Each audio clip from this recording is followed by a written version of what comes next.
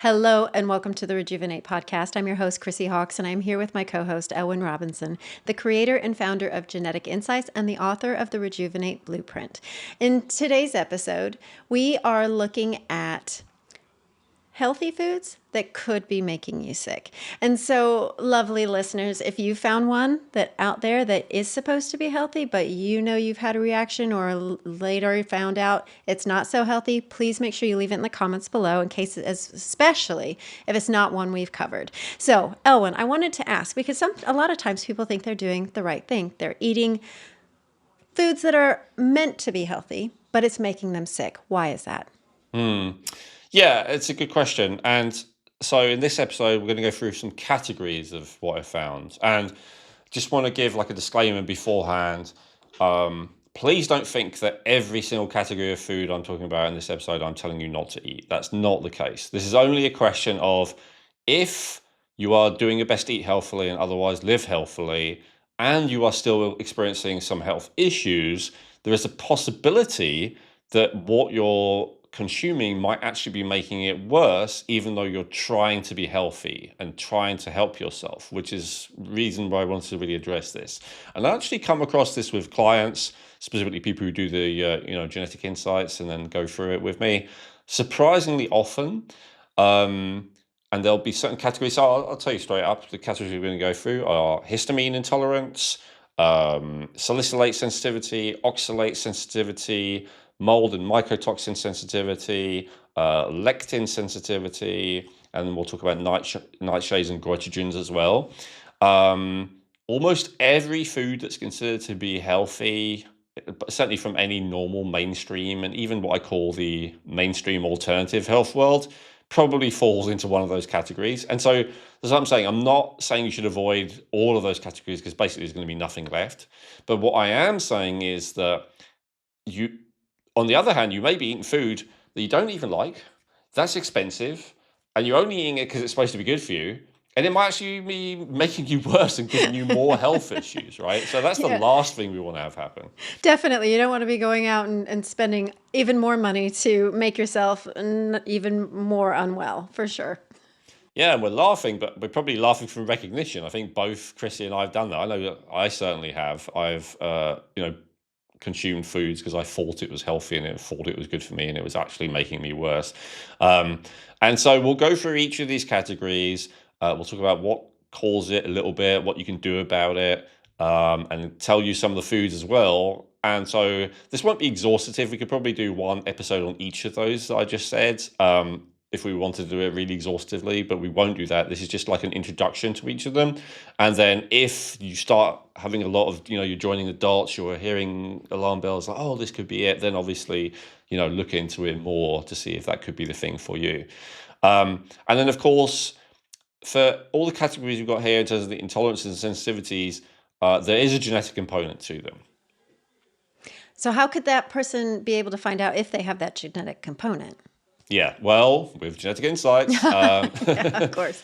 But of course, there's a bunch of other companies as well. So, different companies will be able to tell you if you have that risk or tendency. But I just wanted to say that just because you have the genetic tendency doesn't mean you definitely have the problem. So, by all means, I know a lot of people watching, listening to this probably are already Genetic Insights customers by now. So definitely by all means, as you listen to this, check in and see which of these apply to you genetically. But also don't go as far as to think just because you have it in your genetic reports there, that definitely means you can't or shouldn't eat those foods. You may still be fine. This is not a don't eat. This is a consider if it may actually not be helping you. Because actually what we often come to in the end, as I say with clients, is that the things that they want to eat, that they enjoy the most, assuming that they're reasonably healthy and they're not just, on a real processed food kind of kick. But even the people who have cravings for processed food, when I really look at it with them, it's often there's some really valid route to it. And we just have to work out what that is and then put them into a healthier track. Like people who try and eat quote unquote healthy low fat diets, then start craving whatever, McDonald's or cookies, and it's not obviously that craving in itself is probably not great, but the impetus is, which is they just want fatty foods, and that's what their body's associating with. Same thing for carbs, for my carbaholics out there, and like whatever. Like there's often something that's actually beneficial in what you're craving, even if the actual thing that you're craving is really not beneficial. So I would recommend to certainly, as I said, don't stop eating everything we talk about in this episode because there'll be nothing left. But if you recognize, if you're like, oh, most of the foods you just listed with that category, they actually do bother me, then that's something to then look into that and consider it. Or if you're like, actually, most of the foods in that category, I eat a lot every day and I have significant health issues, then you might have not have made any connection between the two. So yeah, shall I start, Chrissy, with just giving like a general guide to an elimination diet before we talk about the types? I think that would be really great. Yeah, let's start there with the elimination diet. Okay. So for some of these things, there are tests you can do that give a reasonably accurate level of confirmation or not. But for some of them, there is no test. And so really the best test beyond, and I'm a big fan of lab tests in many cases, but the best test for this is usually just to try to not have them at all for 2 to 3 weeks, and then add them again and add a lot. That's the kind of procedure that they recommend for individual things like gluten or dairy or whatever. But it's actually the same for even for these whole categories of foods. If you want to, sorry to interrupt. When you say then add a lot, what can you give an example what a lot be, or will you do that a little bit further on as we discuss this? sure. So let's say it was gluten. You have no gluten, not a speck, no no breadcrumbs on your chicken, no tiny bit of wheat flour in your something else. Like you have zero, and then after 2 to 3 weeks, you eat bread with extra bread, right? So you go from nothing to a lot, if that makes sense. It's not like, oh, I've had no gluten for 3 weeks and now I'm going to have a tiny bit of they have like one crouton or something like that. No, no, no. You have a pizza like with extra thick crust. Like you have a lot to Yeah, and see. will that process? I was going to say then, like you were just going to say, to see what the effect it will be physically on your body and how your body's responding. So I'm assuming that if it's 100%. yeah, so if it's your body's fine with it, you're not going to feel any bloating or any discomfort or things like that. But if you have that much, then those symptoms should be prevalent. Yes, it should be obvious. Now, it may not be straight away, with intolerances. So my definition of intolerance is where there is a IgG reaction. So there's IgE reactions, which are allergies, which are usually very strong, even life-threatening and immediate, like within a few minutes. IgG reactions can take up to 72 hours to take effect, which is what is really annoying about them. So basically, because most of us, like if we just eat something and we feel bad an hour later, we make that connection. If we eat something in the morning and we feel bad at night, we might make the connection. But if we eat something in the morning and we don't feel bad till 3 days later, most of us are not going to make that connection. So that's part of the problem. So as you said, yeah, Chris, you have a lot, and then you can carry on having a lot, or you can just do it once. But either way, then you give it at least 72 hours, so 3 days, to see do I feel worse, and if so, you can make that connection. The reason it's so important to do the elimination before you eat a lot, you can't, if you're like, oh, I eat a bit of gluten here and there, let me just eat loads of gluten to see if I have an issue with it. The problem with it is that if you eat it commonly, even if it's intermittently, the reaction you get to it is less acute and more chronic, meaning basically you don't notice it. It's so a lot of people have issues with at least one of the categories we're going to talk about in today's episode, but they have no idea because they eat it all the time, and so whatever they have is just normal to them.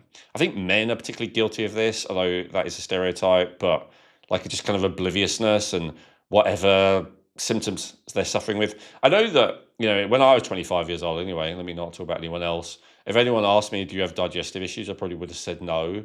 And now I'm looking back at this, I had loads of digestive issues. I just thought that was normal, and I listen to a lot of comedies. I hear comedians talk about it in podcasts as well. Like, I thought it was normal to be like running to the toilet every time I eat eggs or, whatever it might be, like they have their jokey stories about it. But this is quite common for people in general, and especially men, who I know we have a lot of men watch this, that you just don't make the connection because of maybe, nothing bad about it, like a stoic attitude of I'm not going to focus on, what's wrong. I'm going to focus on what's good in life and all that. I mean, that's generally a healthy attitude to have, as long as it's not taken to extremes. But what it does mean is that you miss these things. You miss that things are causing a problem. And it's really hard to tell if you're having something every day that is connected to what you're consuming. So you stop consuming it, at least 2 weeks, preferably three. 3 is usually enough. Maybe, go to 4 or whatever. You can do it for as long as you want, but 2 or 3 weeks is usually enough. Add it back in again. Don't draw conclusions straight away. Give it several days. But if several days after adding it back in, you honestly have no difference in symptoms, which you may not do, then fantastic. You don't have an issue with that thing. Congratulations. Or if you do, it's not significant enough. But that's really how I'd suggest testing all of these things. If out of the ones that you think are worth testing, that's how I suggest testing all of them. Okay, great. Okay, so that's really good to know. That's the elimination diet. Now, I know we're going to go through quite a lot of categories. So if somebody's doing this, do they just stay with one category, or do they go down to very, very basic and then just take one category at a time to see if they are actually sensitive or intolerant to those things? That's a great question. Yeah, it depends how ill you are, I suppose. Like if you're really, really struggling and you think all of these apply to you, or a lot of them apply to you, or a lot of them could apply to you, you could like pick some staple foods that are low in all of these categories and stick to those for a few weeks and then add in one category at a time. Give it a few days and see if you notice that you start to feel worse.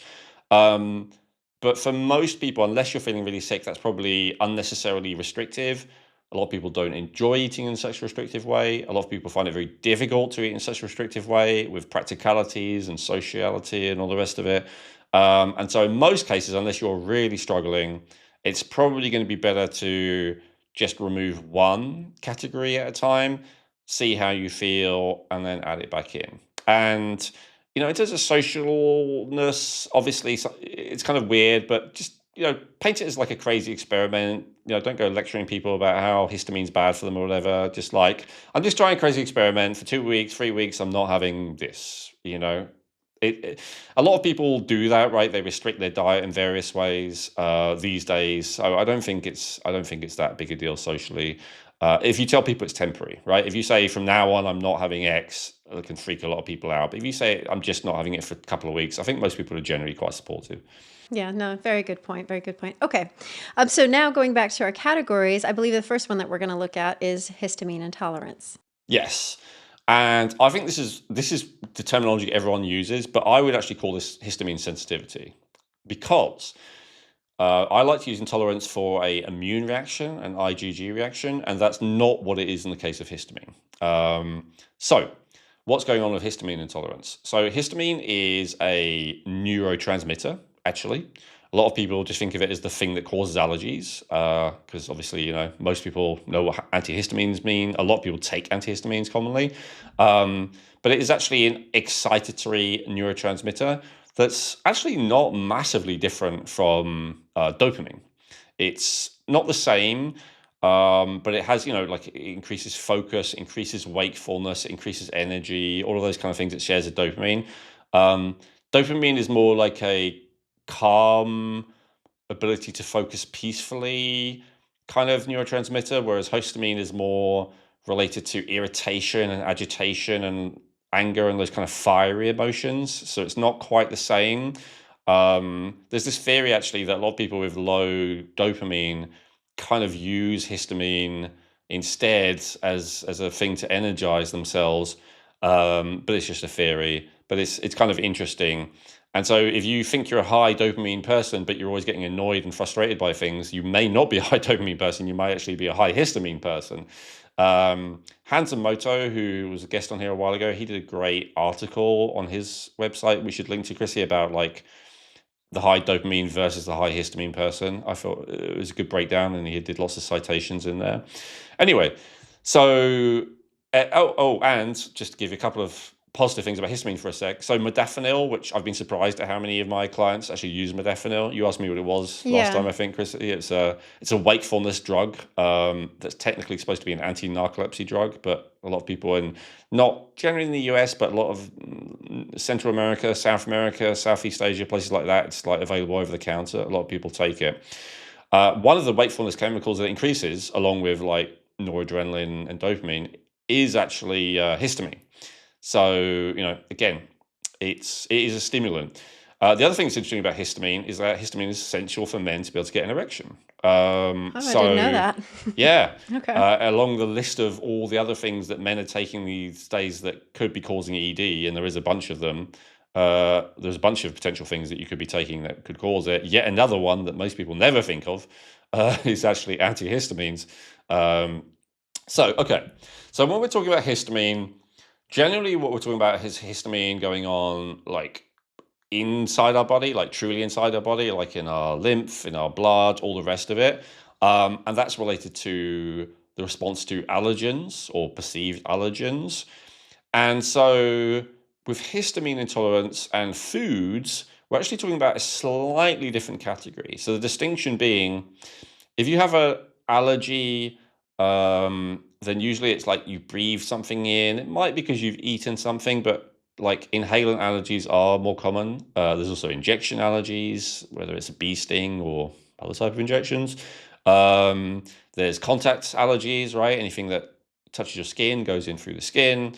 So if histamine intolerance, we're not talking about any of that. We're only talking about what we eat. And what we're talking about specifically isn't even necessarily like if you eat something, but your body produces loads of histamine in response, an allergic reaction. We're not even talking about that. What we're actually talking about is that some foods have histamine in them just there in the food. Like it's not your body is producing histamine in response to the food. That's a food allergy. It's that the food actually already contains a load of histamine. Now, even if you're prone to allergies, that isn't necessarily a problem because your body has the ability to break down those histamines in the gut before they get absorbed so that, there's no, just because you have a high histamine diet doesn't mean you have any allergic reaction. I guess that's the thing that I'm trying to clarify. Even if you're prone to allergic reactions, what histamine intolerance is more about is if you're eating high histamine foods and your gut is not able to break the histamine down in the gut, and then especially if you have leaky gut, intestinal permeability is the proper term, then some of it will be getting into the bloodstream and then it can make you feel very, very bad. And so there's a specific enzyme that is meant to break down the histamine, which is naturally in some foods, and it's called DAO, DAO.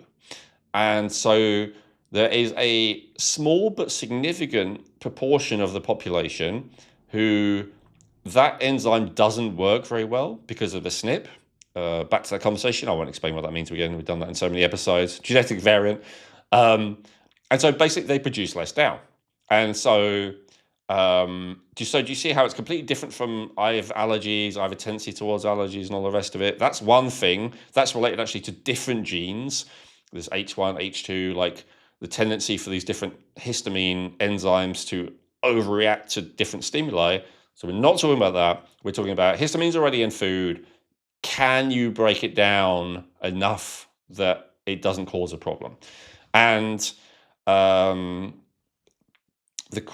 is a big genetic component to that. However, as I said in the intro, you might have that gene and you still might be fine overall because your body does have a backup system to be able to break down the histamines even if the DAO is genetically a little bit underactive. You might still be fine with high histamine foods. But if your if your DAO gene is underactive, you know that, it's been tested, then it is worth testing to see if you do have a histamine issue. Or if you're just generally sick and therefore maybe your backup systems are not working very well, even if your DAO enzyme is fine, you might still have a histamine intolerance. And so it might again be worth considering this category of food and could actually be a problem. Okay. So if somebody was to get their genetic reports and they could see, I might have a histamine intolerance here, even though it may not be showing up, they could, one, potentially do an elimination diet to see if it is there. The other thing that they could also do is look up to see if they're eating foods that are high in histamine, to see if they might be causing some low level chronic inflammation in their system if they do have that intolerance. Yeah, and I'll list some of them. I won't list, as I said, it won't be exhaustive, but I'll give some likely culprits. Um, and so with histamine, what it really is anything aged is the number one thing. So fermentation.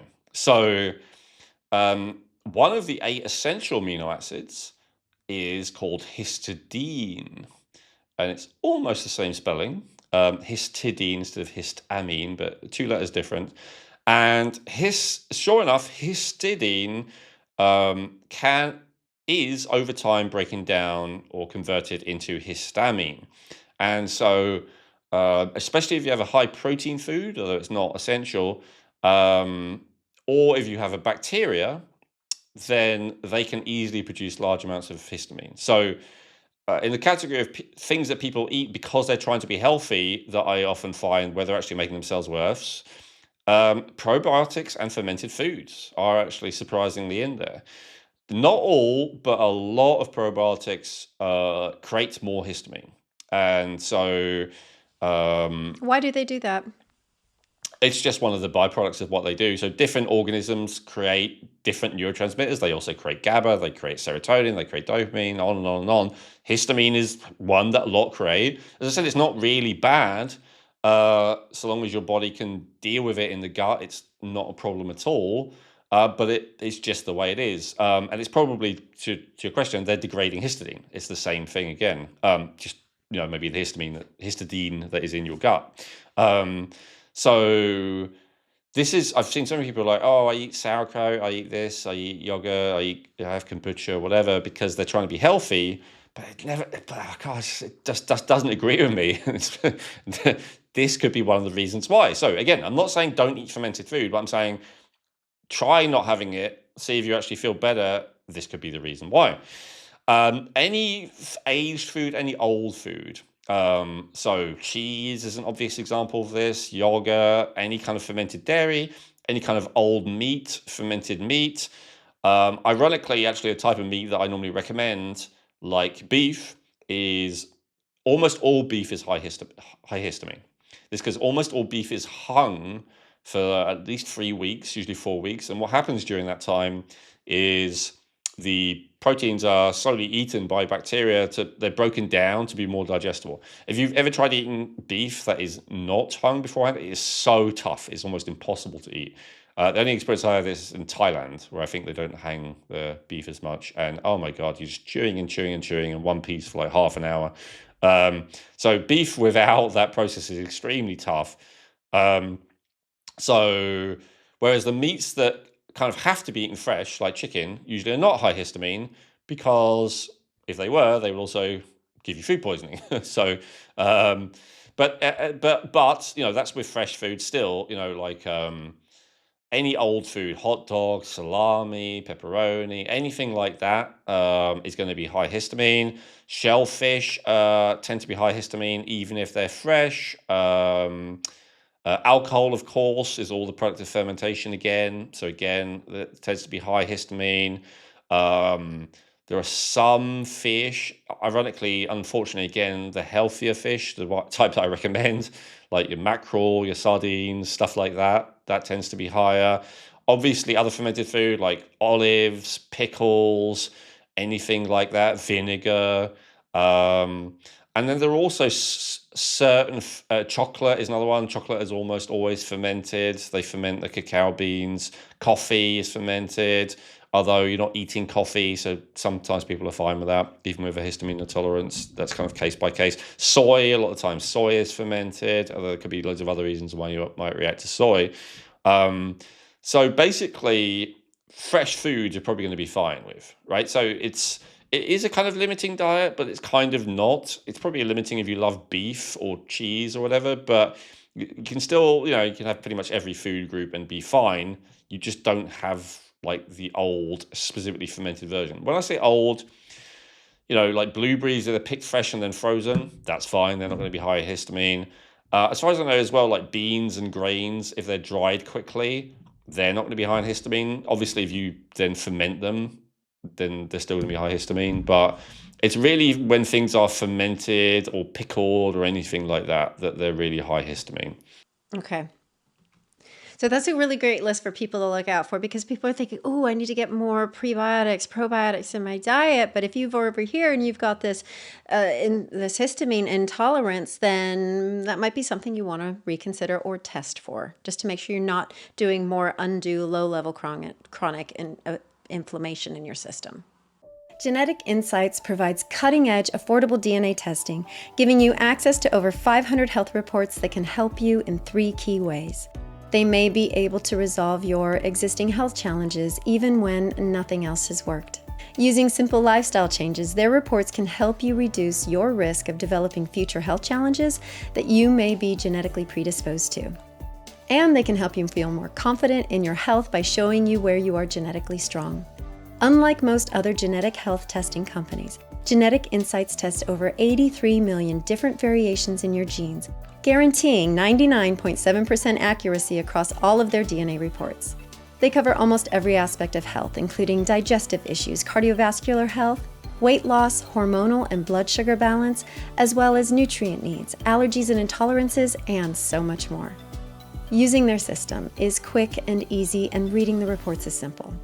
If you've done an Ancestry DNA test, you can simply download your raw DNA data, upload it to the Genetic Insights platform, and within a few hours you will have access to genetic reports which give you a risk score for each specific issue and scientifically validated recommendations based on your individual genetic profile. Everything in your reports are based on scientific studies, and there are citation links throughout every report. If you are serious about optimizing your health and wellness and feeling great, then getting access to your Genetic Insights reports may be the most important health investment you will ever make. In the reports, not only will you gain insights into how to overcome existing health challenges and avoid future issues, you'll also discover which types of dietary, lifestyle, and even supplement protocols are best for your unique genetics. To get your unique genetic health reports, go to geneticinsights.co and use code Rejuvenate to get 20% off today. That's geneticinsights.co using coupon code Rejuvenate to get 20% off today. Absolutely. And I specifically want to bring it up about beef, because I've said, how much I have, and there are people out there pushing the Lion diet, and a lot of the carnivore diet is always very high beef. And look, it's great. It heals a lot of people, but some people may make them worse, and this might be why. So I wanted to bring it to people's attention. And ditto with the high fish diet, honestly. A lot of the time that can be an issue again. And of course, especially like pickled herring and sardines in tins and all that kind of stuff, that can definitely create a histamine reaction. So the theory with it is that you have it before a meal that has histamine, and you're kind of making up for what your body is not making itself naturally, right? There's like a DAO enzyme derived from, as I said, I think beans. And then some people also, they do like kidney organs, because kidneys naturally have high levels of this enzyme called DAO. So one of those two is usually recommended and used for this purpose. My experience is that they don't really work, honestly. So that's why I haven't started with talking about them. But honestly, I've probably only had feedback from half a dozen people. So that's hardly a definitive, data set. So that's why I thought I'd mention. By all means, try them. But they're not at the top of my list of recommendations, unfortunately. What probably is the top of my list of recommendations is just getting healthy in general, because if your body's healthy in general, everything is kind of works better and is upregulated, and you have less of a leaky gut, and basically, even if you have that genetic tendency, you'll probably be able to have a moderate amount of high histamine foods if you're generally healthy. But you can try the supplement. Okay. Right. So that's something that we could do. Okay. Yeah, those are all really good. Would there be anything else before we move on to our next category that somebody would want to look at or think about with histamine? No, as with all of them, look it up. I've only given like a brief outline. There are other things that often make people worse when they have histamine intolerance, like citrus fruits, I think, even though they don't contain high histamine. I think they're called histamine liberators or something like that. So, you'll want to look into that as well. This is just like a general overview of the worst culprits. Okay, great. Yes, those little culprits out there. All right, so our next category we are looking at here is you're going to have to help me with this, salicylate sensitivity. Yeah, you got it perfectly. Yep. Yeah, that's it. All right, so what is it? Where do we find it, and how can we figure it out?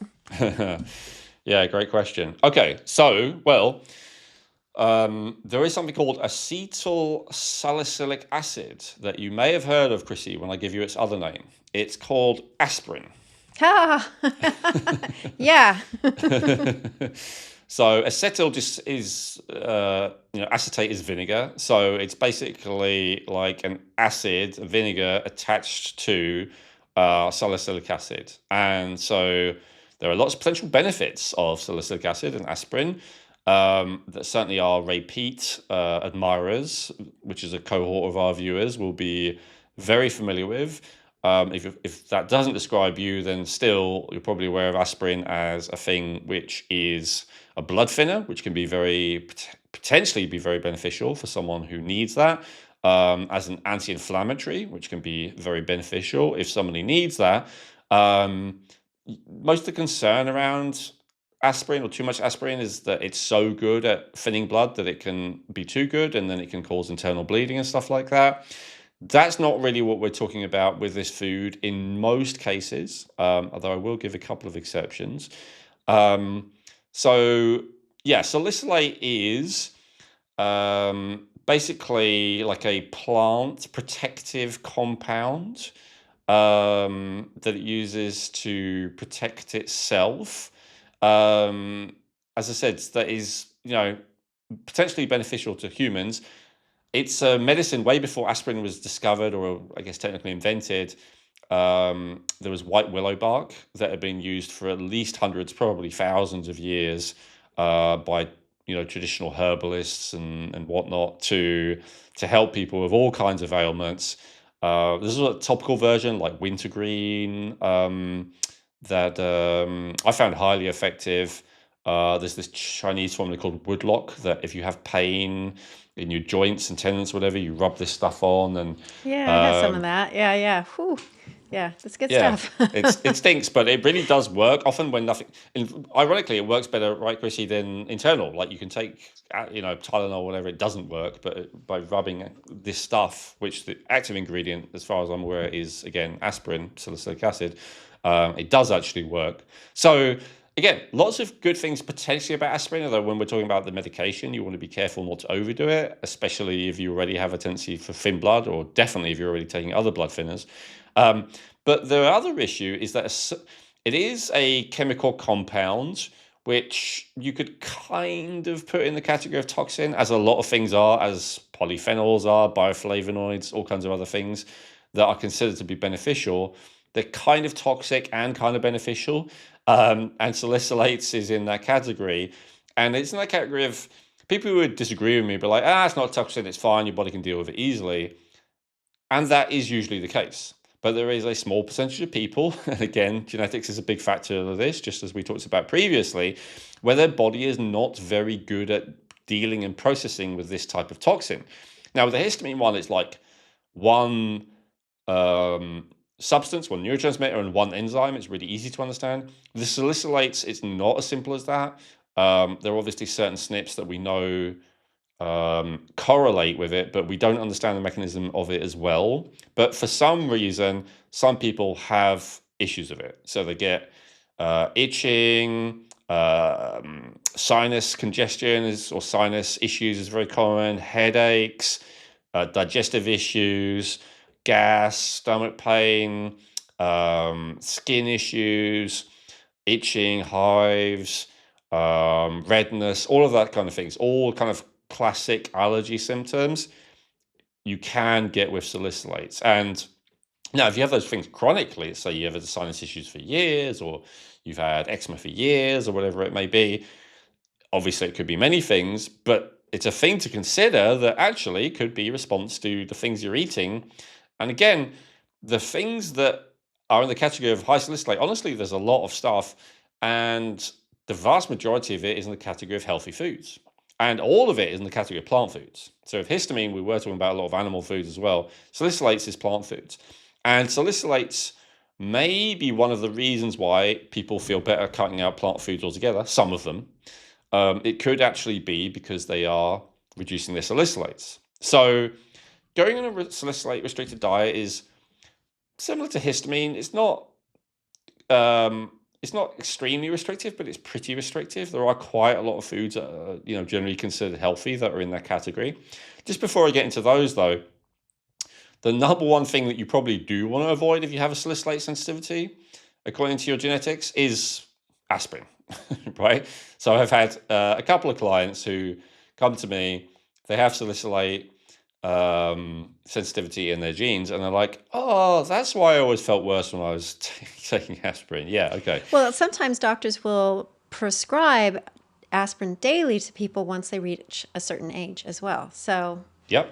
yeah. And, the advocates would say statistically, people do live longer when that is prescribed to them. And so overall, if you had no idea, that may be a good idea. I'm not even arguing against that. But what I am saying is, if you know you have a salicylate sensitivity, that may well be a bad idea. And you may want to go for other blood thinners, maybe natural types, like, I don't know, garlic or hibiscus or something like that, as hawthorn, as opposed to salicylates if you have that sensitivity.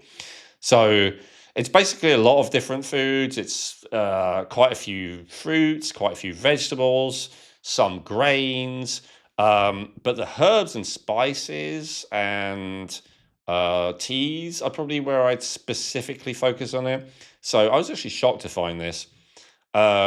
Cumin seed oil. So there's a lot of people pushing the benefits of black seed oil.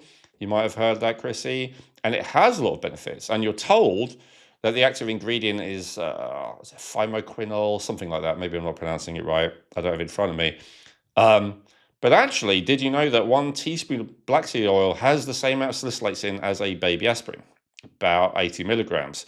And so a tablespoon has the equivalent of, 3 baby aspirins. And that's often what people are taking. So the people who say black seed oil makes them feel so much better, I don't know how much it is all the other stuff and how much it's just that they're taking a decent dose of they're taking a drug-like dose of an anti-inflammatory, which is, medically effective, right? Aspirin is considered an effective medicine. And so there's a bunch of other, that's the one that sticks out in my mind the most, but there's a lot of other of the herbs and spices, which are actually pretty high in salicylates as well. And so if you are salicylate sensitive, I would definitely look into those. Now, of course, like you're going to have a lot less spices and herbs, like it says grams per day, than you are going to have fruits and vegetables. So usually when you say, oh, it's really high in, in this herb or whatever, it's like, yeah, okay, but you're hardly eating that herb, compared to the other food, so it's no big deal. But it's actually so high in some of these herbs and spices that even with a very small amount that you might be having, it's still significant, which I use the cumin as a particular example of. So yeah, I won't bother listing because it's just basically a random selection of fruits, vegetables, grains, and spices and herbs, but it's definitely worth considering. Certainly, if you've noticed you have an issue with aspirin, if you notice you had an issue in having black cumin seed oil, those would be the big ones that I would pick up on. Or if you're having a lot of those things and you're not feeling good, and you wonder if there's a possibility there's any connection. So, if you have a genetic tendency, don't feel like you can't have them for the rest of your life. But again, I would recommend the elimination diet. Yeah, really good point. I mean, and as well, if anybody wants to look them up, they can just go and look up salicylate sensitivity or foods, and you can check those out there in and of itself. But what I like about these episodes as well is you're bringing to the forefront just some information that people may not know, because in this specific space, doctors are prescribing that aspirin, but if you've got that sensitivity, it's like, who would have thought that that's what that is? So putting these connections together can really help somebody, especially as we've discussed quite often here on this podcast, that you're doing pretty well, but there's just that thing you haven't been able to quite uncover yet. So this is really good. Oh, and a couple of other categories actually just occurred to me. Thank you, Chrissy. Like oils. Most of the plant-based oils are pretty high in salicylates. You know, coconut oil, olive oil, all those things that are considered to be good for you are actually high in salicylates. So if you have a lot of those, if you're on like a plant-based keto diet, you may be having a lot more than you think. And then it's also in quite a lot of cosmetic products. It's usually in toothpaste. So basically, it could be a lot of things other than the fruits and vegetables I just mentioned. So yeah, do look broadly for salicylates. If you're going to remove them uh, to do an elimination diet, then kind of be aware of the other sources in your bathroom as well as in your kitchen. Good point. A lot of people, I mean, I remember, and I've probably said this before, it was very eye opening when I was speaking to a naturopath, and she's like, well, whatever you put on your skin, you should be able to eat. And I was like, what? Like, whoa, that really made me think very differently about my cleaning products, the laundry detergents, my skincare regimes, all of that. I only use coconut oil, so I think I'm good in that regard. It's working. It's working. Beautiful. So we're going to move on to the next category, which is oxalate sensitivity. So tell us a little bit about that. What is it and where do we find it? Yeah, so we've gone from histamine, which is actually beneficial in some ways, as we talked about, to salicylate, but which can be beneficial. It's kind of a plant toxin-ish. Now we're going to oxalate, which is just a plant toxin. So the best thing you can say about oxalate is it's fine, my body can deal with it. The worst thing you can say about it is it's really not fine, my body's really not dealing with it. And so what is oxalate? I do encourage people, maybe we can get our editor to add this in, Chrissy, but to just show an image of what oxalate actually looks like. They talk about oxalate crystals, but what it actually looks like is like jagged shards of glass, and all kind of spikes. And so basically, it's something that kind of damages everything it touches. And so the body does have mechanisms to deal with this. One of it's often actually it's often come in the plant bound to something else, like calcium oxalate, for instance. The calcium kind of protects us from it to some degree. But then in the digestive process, that's often broken down. Not always, but to some degree. So then the calcium is liberated, which is good because then we can absorb the calcium. This is why we talked before when we talk about nutritional status of foods, we say, you know, some of the minerals that are in plant foods, it's kind of like a little bit false because the body can't actually get at them. And so, you know, oxalate is one example of that where it's bound to minerals. But if the body does get the mineral, then we're left with these sharp oxalate crystals. So oxalate is the primary cause of kidney stones, for instance. So kidney stones can be a couple of different things, but the most common cause is that they are these calcium oxalate stones. Your body actually makes its own oxalate. It can make it out of various things. One of the reasons people say, for instance, don't have too much vitamin C is because if you have large amounts of like synthetic vitamin C, especially, then your body will convert it into oxalate. Even in the whole Krebs cycle of the mitochondria, like oxaloacetate that we talked about a few episodes ago, that can be turned into oxalate. So your body can make its own as well.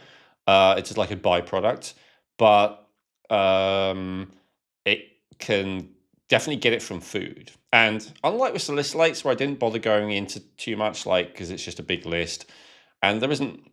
I said the herbs and spices are pretty high. I mentioned cumin specifically, but generally is like a bit in a lot of foods.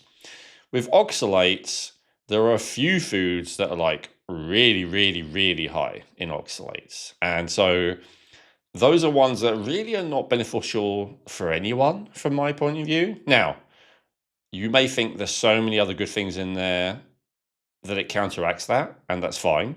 But just understand that oxalate is like a significant negative in that category. Best case scenario, it's something your body's going to struggle to get rid of. Worst case scenario, it's something your body can't get rid of and starts building up in tissues and starts really causing damage. Right. I'd never heard about oxalate buildup, which would be causing stones, more about calcium. But so that's very interesting as well, then. Yeah, it's as far as I know, the calcium doesn't happen without the oxalate. It's always the oxalate that's really at fault. And This is not alternative. If you have kidney stones, I'm pretty sure that even a mainstream medical person will, recommend a low oxalate diet to you. Like, this is known. So rather than a low calcium diet, actually, like they know that it's the oxalate that's really at fault. So And just real quick, how does that, sorry, this may be a little bit off track, but I know like the gout, like, is that the same as like crystals? No, that's totally separate, totally gout different. gout is uric acid. There is such a thing as uric acid stones that build up in the kidneys as well. But it may be connected in some way that I'm aware of, but it's not directly connected, and it is a separate thing. Yeah. Okay, thank you. Um, so yeah, especially in the carnivore community, I see a lot of people talk about oxalates.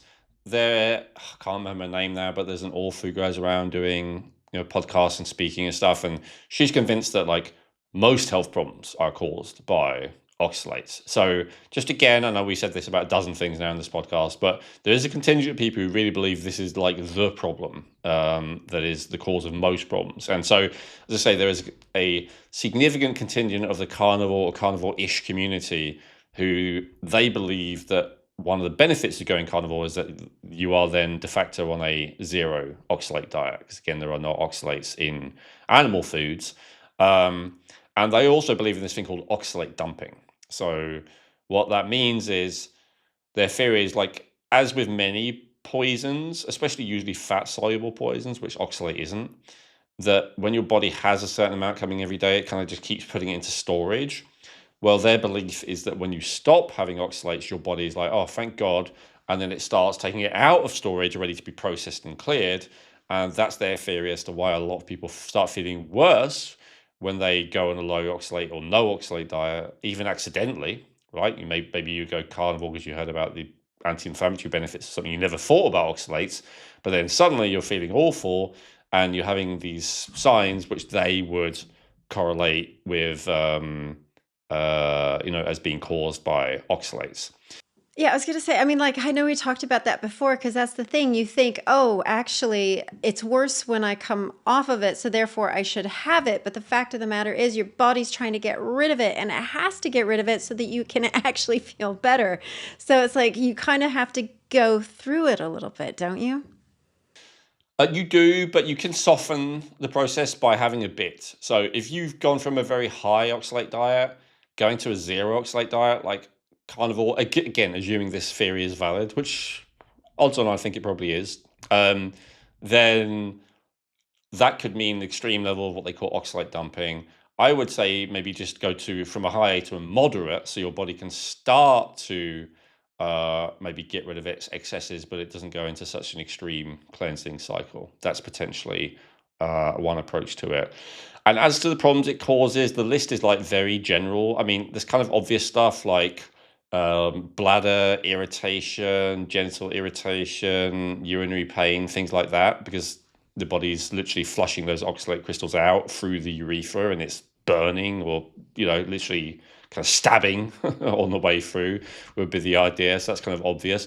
But there's also an idea that it builds up in the joints and the muscles and the tissues and stuff like that, so it can be causing joint pain, eye pain, headaches, kind of stuff related to the liver, because again, the liver's dealing with it, right shoulder pain, all of that kind of stuff. But basically, you name it, fatigue, sleep, anxiety, anything.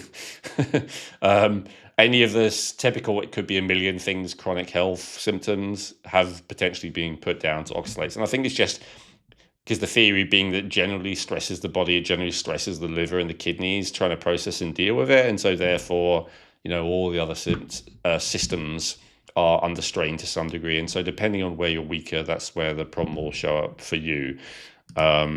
So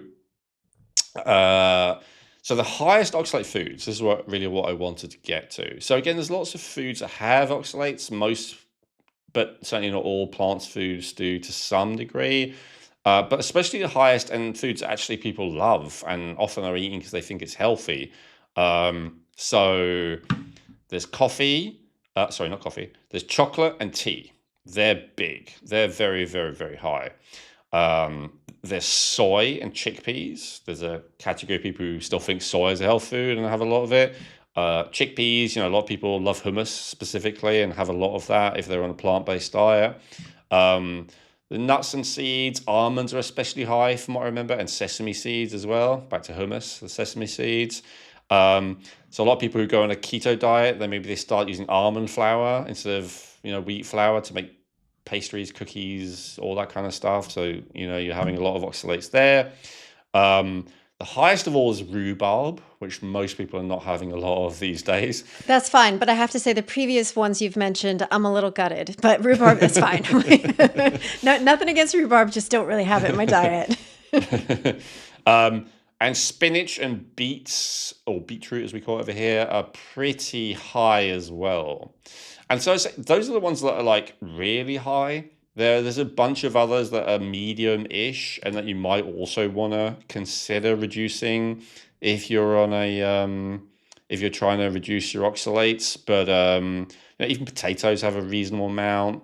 But yeah, I think the ones that I just talked about are the biggest. So the biggest ones I see are actually spinach, surprisingly, and chocolate and tea. And I'm actually amazed at how many people I come across who have oxalate sensitivity, who are like, they have those things like all day, every day, including the spinach. It's weird. And so it's weird. This is where the theory comes about, maybe, that there's this thing called oxalate dumping. So the idea maybe being that people kind of almost become addicted to high oxalate foods when they have an oxalate sensitivity, because as long as they're overloading their body of oxalates, the body keeps putting it into storage. It's causing more chronic problems. Whereas like the joint pain and headaches and stuff like that we talked about. Whereas if you were to stop having oxalates, then your body would start dumping it, which would put a strain in your liver and your kidneys, and then you're going to feel more those like obvious symptoms like cystitis and UTI type feelings that have no basis. Like the doctor can't find a bacteria, but there's that kind of interstitial cystitis is just everywhere. Like I have so many people I hear complain about it.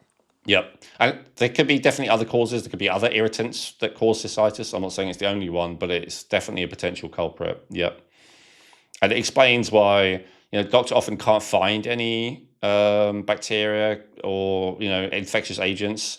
They give you antibiotics anyway a lot of the time, and then they don't help. You're right. I mean, I remember I dove into this a few years ago. There are a lot of people with chronic cystitis who are in constant pain and nothing works. It's a really horrible situation. And it's certainly not always caused by oxalate, but it's definitely, I'd say it's in the top 10, maybe top 5 list of things to try that may well be causing it. Right. Oh dear, lots to think about. Lots to think about. I mean, as you were saying that, I'm like, geez, I should just pick like 3 food items and just stick to that. But that's not the answer necessarily. But sometimes you're like, oh lordy. But yeah. Yeah, and I don't want to create that response. So again, as I said, like the mainstream perspective on this is most people can easily deal with oxalates. Again, in the mainstream, they actually acknowledge this more than the other two we talked about so far because of the kidney stones thing. So they're aware that some people really have a problem with oxalates. So it is more of a mainstream thing. But even there, the general idea is most people can deal with the oxalates, no problem. Your body has ways of breaking it down. There's also some bacteria in your gut which can help to detox and process it and break it down into something harmless. And so that's another theory, is if you have those, I can't remember which species off the top of my head, but if you have those bacteria, that they can break those down. And the best test is always elimination diet, as we talked about, but there are indicators for this. And actually in the NutrEval that you and I talk about a lot, Chrissy, there are, I think, 3 oxalate markers. And so if you're worried now that you have such a high oxalate diet, you could look at your NutrEval and see if you had any of those raised. And do you remember what those are in the NutrEval? They're called oxalate markers. Oh, they are. Okay. Yeah. So if they're all low, or if they're all in the totally fine range, then I know the people out there who really believe that oxalates are a major problem might not agree with this statement, but I wouldn't worry about it too much if all of those are in the normal range in most cases. But certainly if one or more of those were elevated, then you could consider, this could be a thing. Let me try and reduce it. And as I said, just generally, there's nothing good we can say about this, unlike histamine, unlike salicylates. There's nothing beneficial about oxalates. So again, you might have chocolate anyway because you think there's lots of other positives about it that make up for it. But just be aware that any of these, or spinach or whatever, but just be aware of any of these things. The high levels of oxalate is not great. Okay. All right. Yeah. Because I believe you said oxalates just destroy everything pretty much. Yeah, no, your body should be able to break them down. You should have bacteria to break them down. But any tissue that they come into contact with, as I say, this is why I like to put the image in there. It's just like jagged shards. So as much as they are not contained and dealt with, they kind of cut everything that they touch, pretty much literally. Yeah, that makes sense, especially if somebody's having that pain, like we referred to with that interstitial cystitis or something like that, or the pain as you're passing that kidney stone or something like that. Yeah, if it's that sharp, spiky thing. The kidney stone is just a big lump, so It's of a course it's lump, going to be yeah. an issue. But if you're passing out these tiny little sharp crystals that maybe you couldn't even see with a microscope, but nonetheless they are like tiny little shards of glass. Just imagine. I mean, of course that's going to be painful. It's probably not going to be, they're not big enough to cause bleeding that is noticeable enough that you're going to see, but it's still going to be painful, right? It makes sense. Yeah, yeah, yeah. With somebody, I mean, just beyond the elimination diet, and I know we've discussed charcoal and things like that for certain toxins and poisons. And previously, you mentioned that there was something else for the salicylate. There was that one supplement. Is there anything somebody could take for oxalates? Not that I'm aware of. If there's any viewers or listeners who are aware of something that specifically binds oxalates, then let me know. That's a great question. But yeah, not that I'm aware of, which is why the approach is usually elimination or graded elimination if the results from total elimination are too strong. But yeah, I'd love to hear about it. It's a great question. If anyone knows of a binder, not anecdotal, but ideally with some evidence behind it, that'd be awesome. Yeah, please leave that in the comments, everyone, and let us check it out. So, moving on to the next category, we are looking at mold sensitivity. So, talk to us about that. Yes. So we've talked about that a lot already in at least one episode we did on mycotoxins. And so I won't go into it in a large amount of detail. So when it comes to mold and mycotoxins, there are two different things. So mold is an organism, it's alive, and it has its own, agenda, for want of a better word. It's a category, it's like bacteria, it's like fungus, it's like yeast, it's its own category of life form. Unlike other categories of life form, it again has no nothing. There's nothing good to be said about mold. Like there's some good types of yeast, there's some good types of bacteria. I don't believe there's any good types of mold, and so they can be a problem in that they will agitate, inflame, trigger the immune system. So that can be one problem.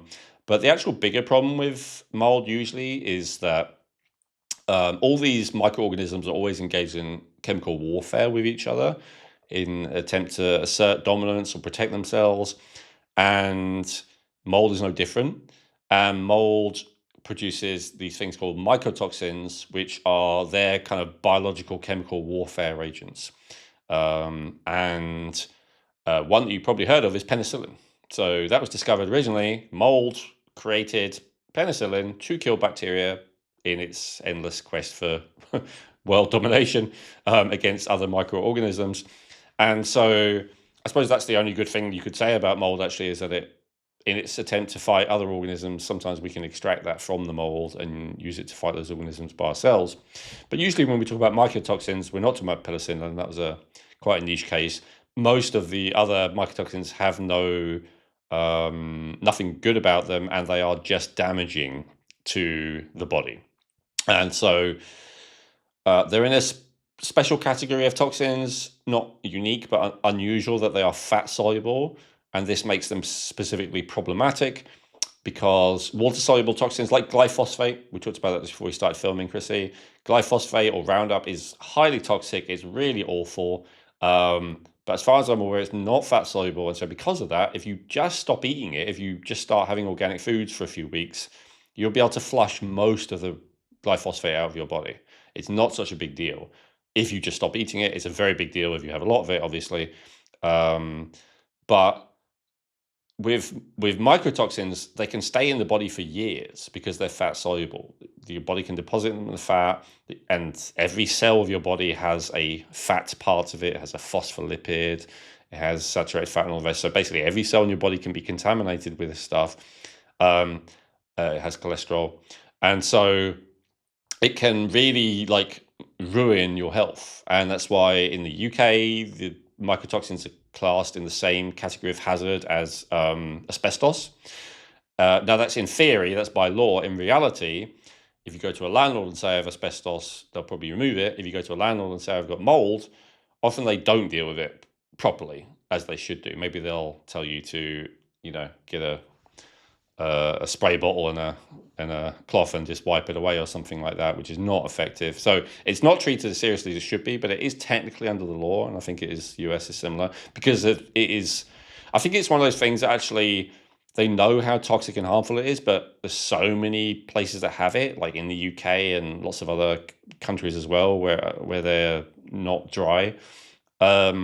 That it's like if they were to actually enforce that law, it would probably crash the economy or something like that. Like it would make such a big difference. Some economies would go booming, like mold remediation companies would go through the roof, and house prices would probably go down because a lot of landlords wouldn't be able to afford to actually fix the problem, and they'd sell, and it would probably cause a housing market crash. It's a really big deal how big a deal mold is for the health, and it's a really big deal how common mold problem in homes and offices and workplaces is, and I think that's why it's ignored. But anyway, so that's mold in general, but generally when we're talking about that kind of mold in the home, we're talking about inhaling mold. So in this episode, we're talking about food. So everything I just said is true, and it's also true for food. And there are certain foods that tend to have high levels of mold, and where there is mold, there's going to be mycotoxins as well. Now, the good thing about the digestive tract is, in theory, there is this barrier, this intestinal barrier with this layer of mucus and this layer of IgA and immune system, all the rest of it, that should stop these bad things getting in, or at least to a significant degree. But again, especially if you have intestinal permeability, more of that stuff is getting into the bloodstream than it should do. And then some mycotoxins actually cause intestinal permeability. So it's a bit of worst of both worlds there. And then there's the issue that some people are more likely to have an immune response to molds or mycotoxins. And there's another issue, that's an actual intolerance, based on the definitions I gave at the beginning. But then there is also the issue that some people are not able to process and deal with the mycotoxins very well, which is more of a sensitivity issue. And that's to do with specific genes again. So we have, reported genetic insights on mold sensitivity, both from food and from the environment. And we also have like the HLA gene, which is something that a lot of functional medicine people like to know if they have people with mycotoxin poisoning, because basically variants in that gene and others, but I think the different HLA variants primarily are what causes this issue where, because no matter how poisonous something is in theory, the idea is, our ancestors had to deal with mold. Like there's always been molds, so we've had to deal with them for a long time. A lot of us are adapted, even though it's very poisonous, we can deal with it. But then there's a certain percentage, I think it's about 25% in the case of this, who just can't. And this is why two people could be living in a house. One of them is extremely sick, one of them is totally fine from the mold in the house. And another one, you could have two people eating a high mold diet. One of them is extremely sick and one of them is totally fine. And again, it's that genetic variant.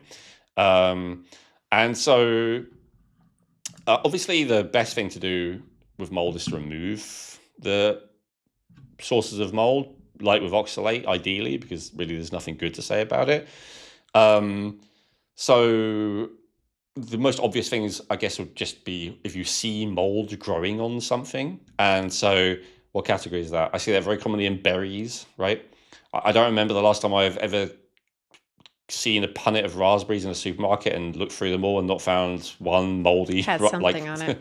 Yeah, exactly. Well, what about cheeses and things? I mean, certain cheeses, that's what gives them their... That was going to be my next one. Yeah, very good. Yeah. The two obvious ones are like berries, and fruits and vegetables in general that have just been left lying around too long, obviously. And the other one is cheeses, absolutely, where people do it on purpose. And so, again, this might be, I'm not saying that no one can have these, like brie or camembert or whatever, but if you have this genetic, you would definitely be advised to do the elimination diet on them. Just stop having things with mold in for a little while, as we talked about, 2 or 3 weeks, and then add them back in again and see if you feel better. So absolutely, cheeses would be a big one. Now, those are the kind of obvious ones, right? If you see mold growing on a fruit, you know it's mold. If you see mold growing on a cheese, you know it's mold. But what else is there? So, very commonly, grains are moldy.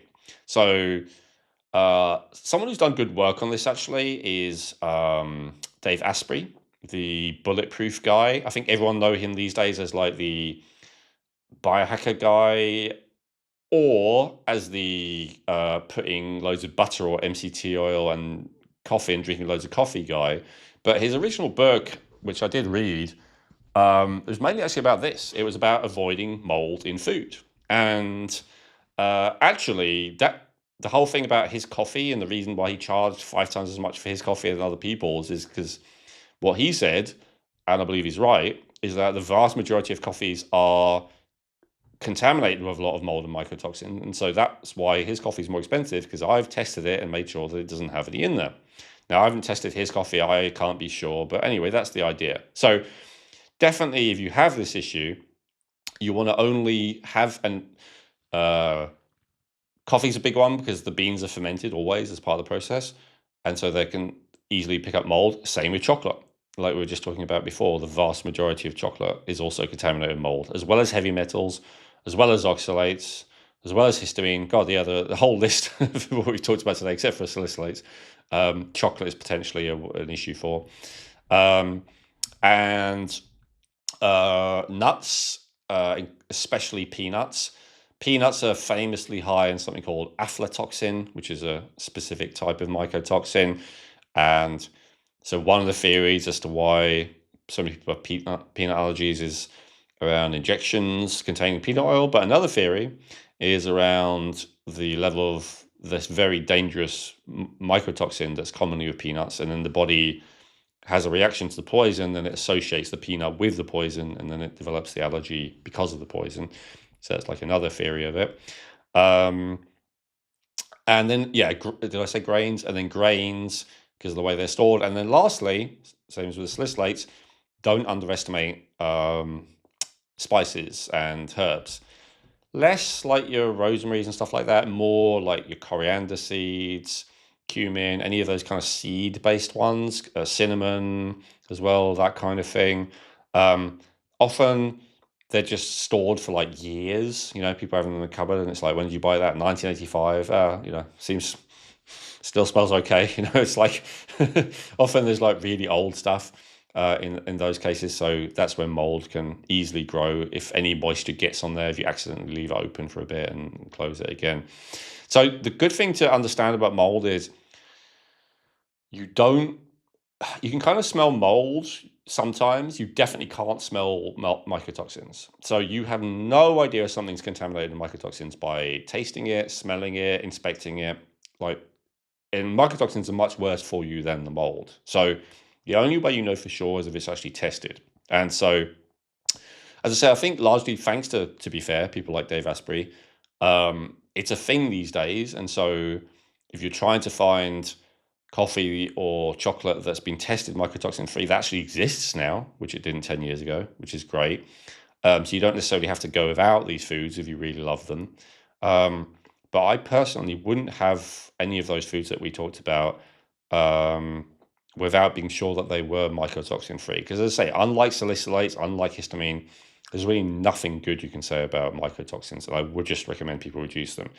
I eat a lot of cheese. I've talked about that, but I never eat moldy cheese. You know, it's always if there is a rind on there, then I cut it off, like a waxy rind or whatever, even.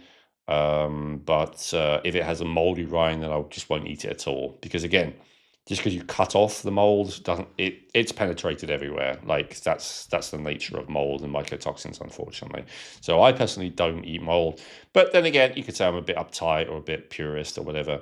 If you don't have the gene that has an issue with it, if you're generally healthy, then it is probably fine. But it is one more thing for your body to deal with in the world where it's already got a lot of things to deal with. So if you particularly love cheese or chocolate or raspberries or whatever, and you're otherwise healthy and you otherwise have a healthy lifestyle, by all means, you know. But if that's not the case, if you're already struggling, just be aware it's another thing your body's going to have to struggle with. Right. So within this, yeah, I guess it's like you're trying to limit what you're intaking, even though, oh gosh, it's a tough one because you think, oh, it's a food. So even though it does have mold on it, like, why would they sell it to me if it's bad for me? Okay. But I mean, like you said, some people's bodies can absolutely process this and it's not a problem, and some people can't. Absolutely. Same with alcohol, right? Some people can, whatever, drink 10 pints of beer or a bottle of vodka and they're okay. And some people, they would be in the hospital. Different people have different tolerances for poisons. And, you know, that's just the way it is. And that can change over time as well, depending on how healthy you are to some degree, although there is a genetic component that is hardwired that you can't change. But if you are trying to be healthy and you're trying to recover from something, I would avoid the most obvious culprits here. And again, just look them up. I've given you a handful there, but you can look it up and look into it more. As I say, Dave Asprey's book does a good job of explaining all this in detail. Yeah, fantastic. And I'll put a link to just his website or things like that. And just look him up. He's definitely got a lot of stuff out there too. So, but it's great that you bring up the difference, because the episode that we did previously was more about the inhalation of mold. This is more about the ingestion of mold. Yes, and both are important. Honestly, with mold, the inhalation issue is usually worse, which is why that's what we're focused on. Because your body has a better barrier and more able to deal with it in the digestive system than it is in the lungs and the sinuses, in theory, but not always. And so that's why we're talking about it. Some people's body really just struggles with it. Very good point. So our next category, I'm excited to learn a bit more about because I don't know much about it, goitrogens. Please tell us what that is, what it affects, and where we find them. In an ideal world, you'd meet all of your nutritional needs in the form of vitamins, minerals, phytonutrients, and more from the foods you eat. However, unless you prepare all of your food at home from scratch using the highest quality ingredients possible, the reality is that most of us need some nutritional support. Most of us need to take supplements if we want to look, feel, and perform at our best on a consistent daily basis. And this is especially true if you have genes that give you an elevated need of certain nutrients. And this is where Feel Younger can help. What I love about Feel Younger is that they offer a huge range of quality supplements and healthcare products formulated and endorsed by Owen Robinson, including must-haves like magnesium glycinate and vitamins B12, D3, and K2. And they do it at affordable prices with free shipping for orders over $50 without ever compromising on quality, purity, or potency. To learn more about how Feel Younger supplements can give your health a boost while supporting this podcast, please visit feelyounger.net and use promo code Rejuvenate to get 20% off your first order. That's promo code Rejuvenate for 20% off your first order at feelyounger.net. So this is another category of foods that most of the contents of it is considered healthy, and some of them are actually considered staple foods among different populations, and often, again, people following certain diets, but which I wanted to flag up because they can actually make something worse. So what is it? So goitrogens are foods that prevent the thyroid from using iodine. So basically, they suppress thyroid function. And for those of you who are already a frequent viewer or listener of this podcast, you should already know why I think that is something significant, right? The thyroid is super important. The thyroid is the thing that tells the mitochondria, which are the energy factors inside almost every cell, to create energy, and specifically what rate to create energy at. And so a lot of people have substandard mitochondrial function for a few different reasons, but one of them that I believe, and I explained it in great detail in other episodes as to why I think this, is very underdiagnosed. So there's a lot more people with low thyroid function than is commonly thought in mainstream medicine. And so if that's the case, and again, I won't make the case for it here, you can see my other episodes on that, then eating on, especially if you think that applies to you, So if I just quickly list the symptoms, right? The classic low thyroid symptoms, see if I remember off the top of my head. Low energy, unexplained weight gain, although sometimes it could be weight loss, feeling cold, low sex drive, depression, anxiety, dry skin, constipation, frequent digestive issues, frequent immune system issues, respiratory issues. I've probably forgotten one, but yeah, those are like common issues. So if you relate to like most of those symptoms and you relate to having maybe not low as in medically low, but just suboptimal thyroid function, then here's a question. Is it a good idea for you to be eating foods that lower thyroid function further? And so, ironically, as I said, a lot of the foods that do that are the ones recommended to you for health purposes that you may not even like. So the categories are cruciferous vegetables, cabbage, broccoli, cauliflower, Brussels sprouts, kale. Kale was called a health food for a while. Broccoli was called a health food for a while. Tender stem. I don't know. Do you call that in the US as well? The hybrid? Yeah, I don't know exactly because I never really saw tender stem over in the States, but coming back here, I absolutely love it. So, and I'm like, oh, but maybe I shouldn't be because if it's suppressing thyroid function, shudder. Well, we'll talk about how to deal with that, but Okay, good. yeah. And then, all right, so that's one category. All the cruciferous vegetables. They're also sulfur containing. So they're the vegetables that most likely to make you fart. Let's put it that way. Um, and then there's soy. So soy contains a flavonoid that suppresses thyroid function a lot. It's through a slightly different mechanism, but it has the same effect. I actually say soy is significantly worse. Famously suppresses thyroid function as well as being estrogenic, as well as being testosterone libido lowering, as well as having a lot of different issues. But thyroid function is one of them. And that applies, yes, even to fermented soy, even to non-GMO soy, all the rest of it. It's still going to be thyroid suppressive.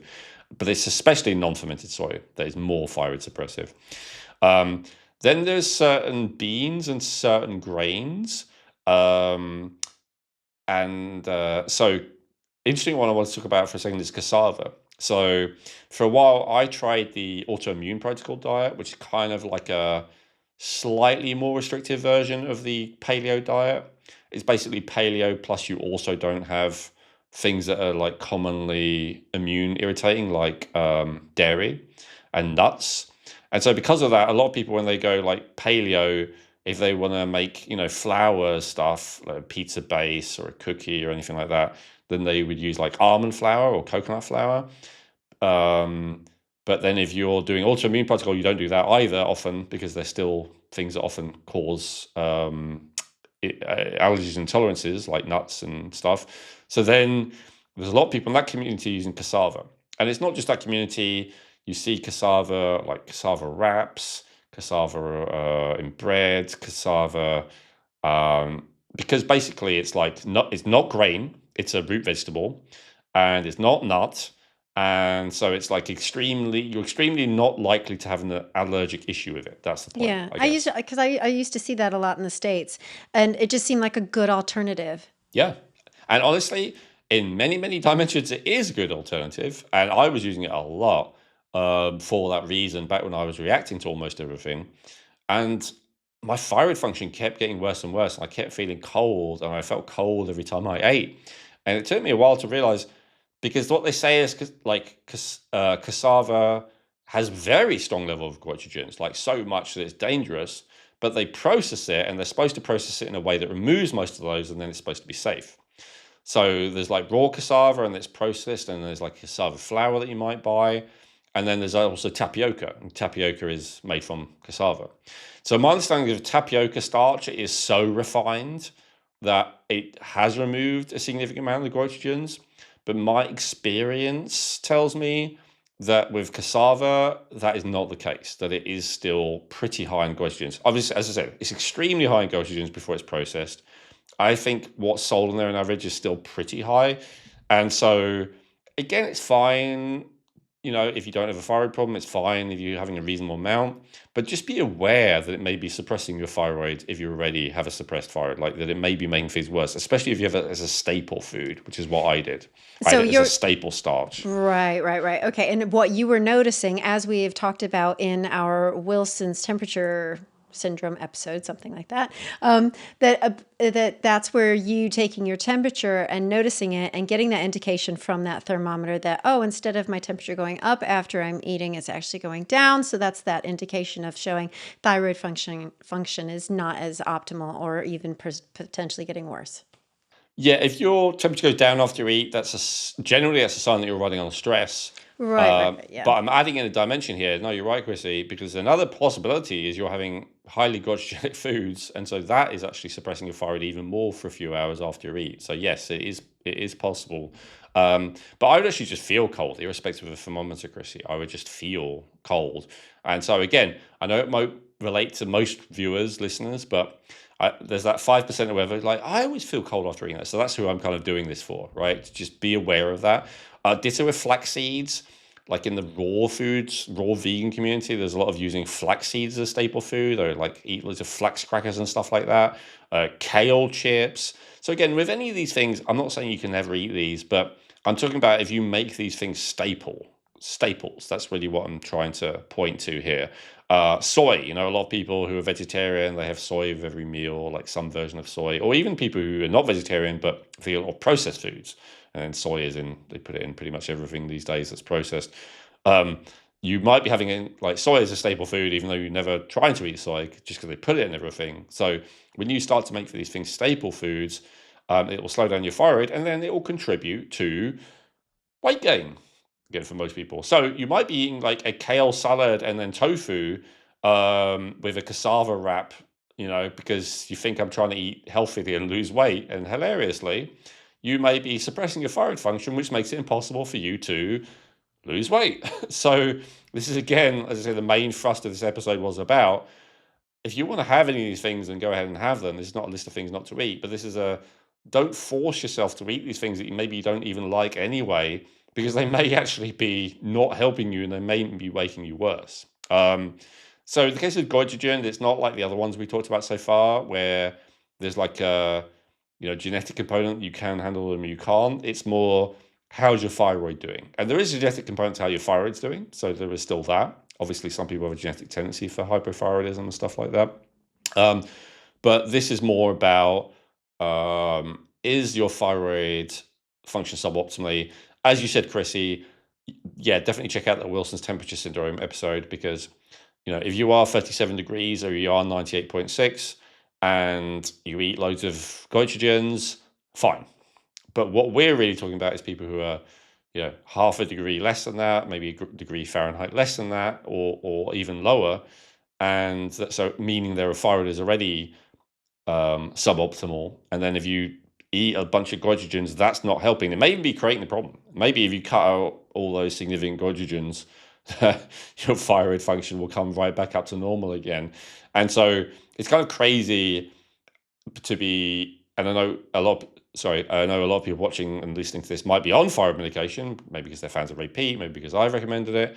And so it's kind of crazy to be suppressing thyroid function with a staple of your diet and then taking thyroid medication to make up for it. Like, it'd be better to just not suppress the thyroid function. So again, not relevant for everyone, but it might be relevant for you.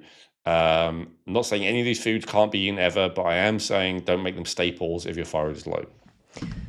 Very good point. So, firstly, if you're trying to determine if your thyroid function is low, refer back to the episode. I'll put a link in the description down below, and start taking your temperature. And there's a specific thermometer that Ellen refers to in that episode.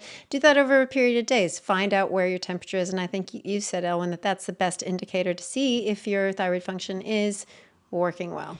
Yes, according to Denise Wilson, but also according to Broder Barnes, who a lot of repeat people really like. He kind of wrote the original textbook, and Thierry Hertog and people like that. Like, before there were any thyroid blood tests, there were already millions of people being helped with their thyroid just by testing their temperature. Absolutely. Okay, fantastic.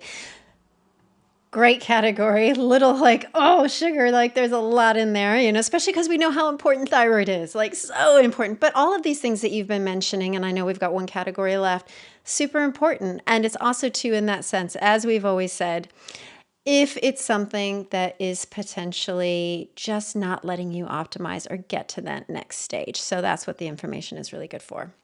All right, and here's our other category that we are looking at, lectins. So explain what they are to us and how they might actually be harming or harmful to us. Yes, this is one that 10 years ago, probably no one would have heard of, or hardly anyone, just like many of the other categories today. But of course, these days, a lot of people have heard of it. Dr. Gundry and Dr. Stephen Gundry. And he had a best-selling book, and he really pushed this. And it was one of those things, again, like all your health problems might be caused by X. And so, this one was lectins. And so I'll just do this one quickly because I think a lot of people have heard of it. But just to say, first of all, there is potentially a genetic component to this. So in Genetic Insights, we do have another report on, if you have a issue of lectins. I actually don't see this one very frequently with the genetics. So I have not got much experience of getting people off and having them feel so much better. But of course, Dr. Gundry has. And, the theory makes sense to me. So what it is, in a nutshell, is this idea that that plants don't want to be eaten, animals don't want to be eaten. Animals stop you eating them by running away, hiding, fighting back. Plants stop you eating them by producing chemicals that make you sick. That's the simple definition. And the only bit of a plant that it might want to be eaten is the fruit, because that's a way of you spreading its seed. So it doesn't put as many poisons in the fruit. Although there's still something on the skin sometimes to protect the plant that some people describe as poisons. But certainly the core of the fruit is generally pretty free of poisons. And the seeds are the part of it that it least wants you to eat, because the seeds are how it, propagates itself, maintains its immortality genetically. And so there is this category of chemicals that plants naturally add to seeds to stop you overeating them, and they're called lectins. And so these are different types of proteins. Dr. Gundry in his book does a great job of kind of explaining how it's to kind of trick your immune system into basically a lot of the lectins kind of have a similar barcode. I think he describes it as it's like a genetic version of a barcode to different infectious agents. So your body kind of thinks that it's under attack by something when it's actually not, which will make you, stop eating it. Because, we are genetically adapted to like not eat things that are poisonous, but also not eat things that are contaminated, right? That are rotten, whatever. And so the body will kind of respond, like think, oh, it's contaminated because it's got the similar, it reads similar to the body's immune system. So I've kind of butchered that a bit. I mean, there's a whole book's worth of theory I've tried to sum up there in 30 seconds, but definitely worth reading the book. So this is a fairly broad category of foods that lectins come in again. You can completely avoid them again by not eating any plants. So if you go carnivore, but basically it's the seeds. So seeds means beans, often referred to as legumes technically, because it includes things like chickpeas, but Americans don't seem to know what legumes means usually. So beans, nuts, seeds, grains. Those are the four categories. And really they are all just seeds. The names that are given to them, the categories are a little bit arbitrary. Generally, beans are like high protein, high carb. Grains are lower protein, high carb. Nuts are very high fat, medium protein. Seeds are high protein, high fat. So that's kind of, but there's exceptions, like soy is classified as a bean, but it has more of a nutritional profile of a seed. So I don't know. I don't quite know why they're classified in the way that they are. But anyway, they are all basically seeds. They're all basically little things that plants create that if they go in the soil and get some water, they will turn into new plants. So that type of seed. So An easy way to avoid lectins is to not eat those, of course. There are other categories that have a little bit in, like specifically the nightshade vegetables have some degree of lectins in as well. There's a couple of fruits that have a little bit, because again, they are plant defense chemicals in general, even though they're mainly found in seeds. But it's really seeds where the majority are. Gluten, the famous gluten that everyone talks about, that I think we talked about at the beginning of this episode, is an example of a lectin. But the idea is there are many, many other lectins as well, different types of proteins that the body can have this immune response to.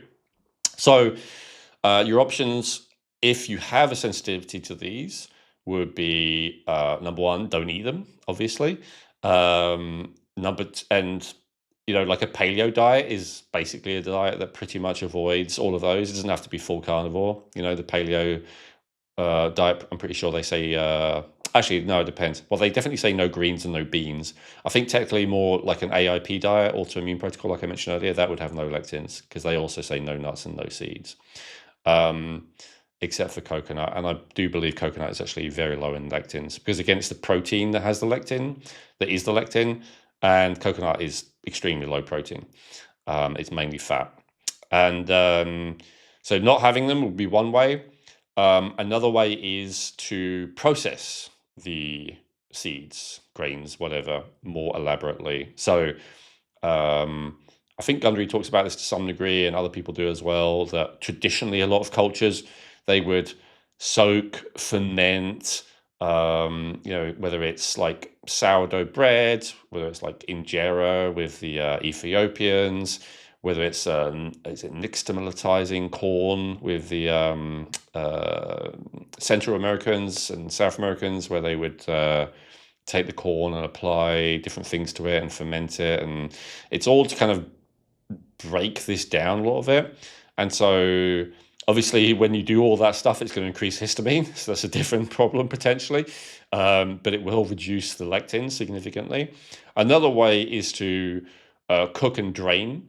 So if you're cooking grains, for instance, like just boiling them, like, I don't know, rice is pretty low anyway, but just for example, if you cook it, and then the way that a lot of people recommend, where you put some rice and water in a pot, cooker, whatever, and then just eat it, that's one way. But if you put the rice and water in there, soak it for ages, pour away the water, put in more water, soak it again, pour away the water, eventually start cooking it, pour away the water halfway, put more water in. If you do that kind of elaborate process, you will rinse out most of the lectins by doing it that way. He talks about in the book how pressure cooking especially really breaks down the lectins a lot. Something about the heat and the pressure that is good at breaking them down. So you don't necessarily have to avoid those foods, even if you have a lectin intolerance or lectin sensitivity. There are ways of preparing the food.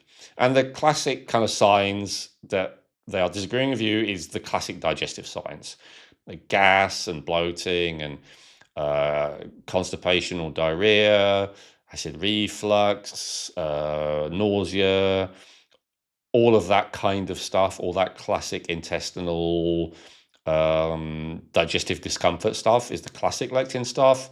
But he talks about it in his book, because it is obviously an immune response. It could be anything. It could be sinus issues, could be skin issues, all the stuff that we've talked about again and again here.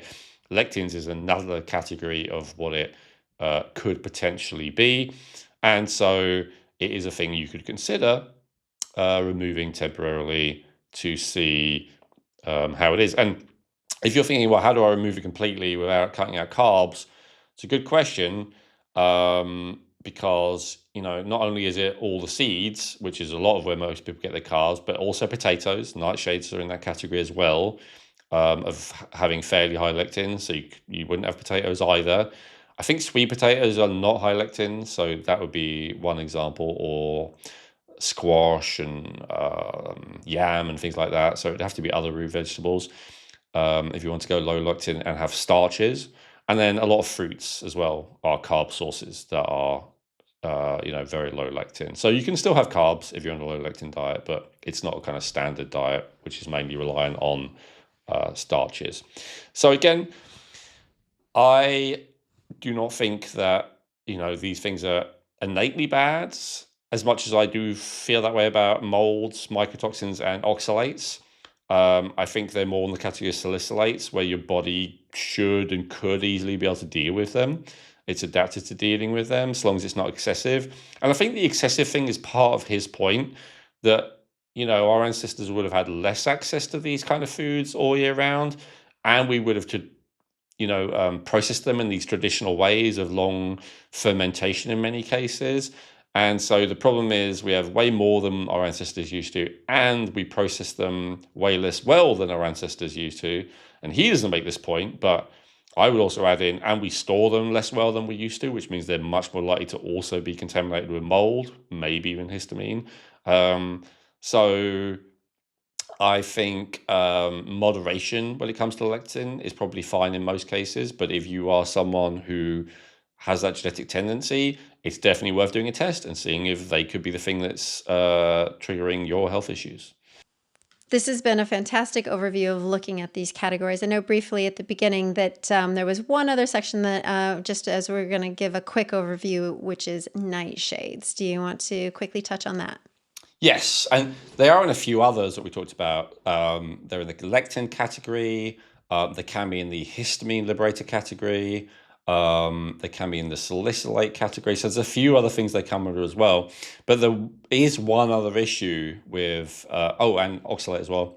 There is one other issue with nightshades that separates them from people, and it can be an issue with people, and it's solanine. And Say that again. Sorry, I couldn't quite hear you. it's solanine. Solanine. Yeah, so solanine is the particular plant chemical that's high specifically in nightshades, and it's specifically an issue. It can cause, again, all the usual issues, but it's especially an issue when it comes to, joint pain and arthritis. And I think, again, it's actually mainstream medicine, that people who have arthritis, they are recommended to have a low nightshade diet because of that connection is so well known. And I think it's because of the autoimmunity aspect of it. So again, high solanine can trigger the immune system, and for whatever reason, it seems to cause like a joint inflammation specifically. And so solanine is the easiest way to recognize solanine, Chrissy, is potatoes where sometimes they have this greenness to them. Yeah. That's the solanine. So the reason why they tell you shouldn't eat the green part of potatoes is because it will cause solanine poisoning. If you had enough green potatoes, it would actually not kill you, poison you, but poison you. It would make you vomit. Like it is high in solanine potentially. Now, for some reason that I don't quite understand, often potatoes are like one of the things that people least react to in the area of nightshades, so long as you don't have a lot of them. As long as you don't have a lot of them, and as long as you don't have the green bits, obviously. That's a crucial thing. So don't think it's wasteful if one of them's green or half of it is green or something of potato. Even if you're eating potato chips or whatever, if they have that green hue to them, throw them away, right? That is really not good. Other things that come in the category of nightshades, and this is why I want to mention it, because they're often things that people eat, again, to try and be healthy. Eggplants, bell peppers, tomatoes, famously, chilies, jalapeno, anything like that. Goji berries, a lot of people are eating goji berries to try and be healthy. Again, potentially a problem. Ashwagandha, in terms of herbs, is in the nightshade category. Tobacco is in the nightshade category. So these are things that, again, especially if you have arthritis, you might have really been told by someone to try avoiding them. But generally, if you have inflammation in general, if you have autoimmunity in general, I think that autoimmune protocol diet that I talked about earlier, one of the other things recommended there is to not have nightshades, even though that's okay with the paleo. So same reason, because the immune system can have this reaction to nightshades. So yeah, digestive issues, I guess that's true of anything that you eat that you might have an issue with. But yeah, joint pain specifically, and it can also be skin issues as well. And so there's a lot of overlap. A lot of the high nightshade foods are also high solanine. A lot of the high nightshade foods are also high salicylate, for instance. So I'm saying all this to say, let's say, you have an issue with tomatoes, it's not definitely salicylates, and it's not definitely because it's a nightshade like solanine, and it's not definitely whatever else it is, histamine liberating, right? It could be any of those things. And so that's part of it. If you know there's a few foods that disagree with you, you might be able to work out what category is most likely based on that, and then try excluding that whole category. And for instance, you may have noticed that tomatoes disagree with you, but you had no idea that eggplants did, or that ashwagandha did, or whatever, right? And so that's another way of using this guide, is to think about, all right, so I already know I have an issue of aspirin. Maybe the other salicylate foods bother me. I already know that I have an issue with spinach. Maybe I should also try avoiding tea and chocolate. Do you see what I mean? Like, that's the other way of really navigating this, just based on what you already know disagrees with you.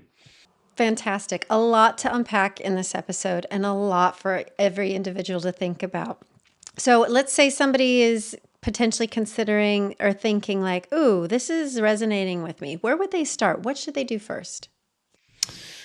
Yeah, so as I said, I would probably start with the things you already know bother you. That would be the starting place, if there is anything. And I would also start with, if there is something, then I'd start with that. If there is not something that you know bothers you, then I'd start with what are my staple foods. And if you don't have any health issues, then congratulations. This is probably, you're only watching this to help other people, in which case do the same thing I'm about to say for them. But if you have health issues, then ask yourself, okay, out of these staple foods, are they high in anything in particular? And it may be several of the things I just mentioned. It may only be one. And then, ideally, you could do a genetic test like ours and see if there's that genetic tendency. Maybe in some cases you can do other tests to see, like we talked about, like with oxalates, with histamine, you can actually test, like, I didn't mention that actually, but you can test that DAO enzyme when we talked about histamine earlier. So that's something you can actually test, not only do genetics, you can also do a blood test for it. Although I don't think it's very reliable, that one. That's why I probably didn't mention it earlier, but you can technically test. And so, yeah, so if you don't have if you don't know you have a problem based on a food, then I would just start with the staple foods you have and look at what may be a common denominator. And if you know you have a problem with certain foods, then I would start with them and think, what category are they in? Are there any commonalities among categories? Are most of the things that disagree with me actually in a specific category? And you can start with that. If you are, if you, neither of those, like you don't really have staple foods and you don't really have foods that bother you, but you do have significant health issues and therefore you're highly motivated, I guess the last thing you could do is just go through it kind of blind, not based on those two things. And then ideally you're based on genetics, right? So if, maybe in your genetic results, it says these three categories are the ones you likely have an issue with, well, then I'd start with those. And again, back to the beginning of the episode, elimination diet, just try it. If you can't afford or don't want to do a genetic insights type test either, then the default would be just try it. Like, this is one thing that you can do that could have a massive impact on your health, that could be totally free, doesn't cost anything, you don't have to take anything, you don't have to pay anyone anything. You literally can just stop eating certain foods for 2 or 3 weeks, and it might transform your whole health. You don't have to pay me, you don't have to pay anyone anything. It's something that could be 100% free and could be very transformative. So it's worth a try. Generally, things that help your health either require some degree of money or some degree of willpower. This would be in the category of just requiring willpower. You don't have to spend any money to do it, but you just have to have the willpower to just stop having these things for a period of time. What I'd say in regards to willpower is, if you say I shouldn't have this from now on because it's bad for me, that's extremely difficult for most people psychologically. But if you just frame it as, I'm just going to do an experiment for 2 weeks, I think most people can handle that. And so that's how I'd recommend that you frame it to yourself. I'm just experimenting, and I'm not going to break, I'm not going to eat it after 3 days or whatever. I'm not going to treat myself or whatever it might be, because then that would ruin the test, right? And maybe you're not interested in doing tests, so that's fine. But I think if you're the kind of person watching an episode like this, you're probably someone who's reasonably interested in doing tests. So just frame it as a test. Yeah, that's a really good point. I think too, as well, when you put too long of a time frame on something as well, it can really feel like you're oh, what's the right word I'm looking for? You're taking it away from yourself, and then it's like, oh, it's so difficult to get through. So if you just say, just for a little bit of period of time, just trying it out, testing the water. Yeah. Yeah. Absolutely. Beautiful. I mean, like I said earlier, so much to think about. And also to, there's things that you've mentioned that I didn't know, in that sense of what those foods are potentially doing if your body is sensitive to them. So before we close on this, is there any final thoughts that you want to share with our listeners? Yeah, let us know if you think I've missed anything in the YouTube comments. Make sure to check out the new health news show. You should see that on both on YouTube and Rumble, and also in wherever you normally get your podcast, Spotify, Apple, or whatever. If you haven't got around to that yet, make sure you check that out as well. And thank you for watching. Perfect, everyone. And again, please make sure you hit that like and subscribe button so you don't miss an episode. And we'll see you next time. Hey, thanks for watching the video. If you enjoyed that, I recommend watching our latest episode, which you can do by clicking above. And make sure to subscribe, like the video, comment, and share with anyone who you think might appreciate it. Thank you.